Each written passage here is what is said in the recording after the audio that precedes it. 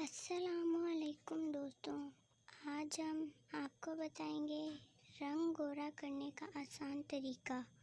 2 چمچ aloe vera jail کو آدھا چمچ ہلدی اور 1 چمچ شہد کے ساتھ ایک پیالے میں ملائیں اور اسے اپنے چہرے اور گردن پر لگائیں۔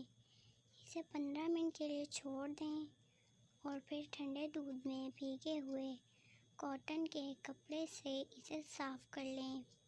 اپنے چہرے کو ٹھنڈے پانی سے دھو کر دودھ سے صاف کریں۔ یہ پیک آپ کی جلد کی رنگت اور لچک کو بڑھا دے گا۔ دوستوں، اگر آپ کو یہ ویڈیو اچھی لگی ہو تو اس کو لائک کریں، شیئر کریں، ہمارے چینل کو سبسکرائب کریں اور بیل آئیکن دبائیں تاکہ ہر آنے والی ویڈیو کا نوٹیفیکیشن سب سے پہلے آپ کے پاس پہنچ سکے۔ ملتے ہیں نیکسٹ ویڈیو میں۔ اپنا بہت سارا خیال رکھیے گا۔ اللہ حافظ۔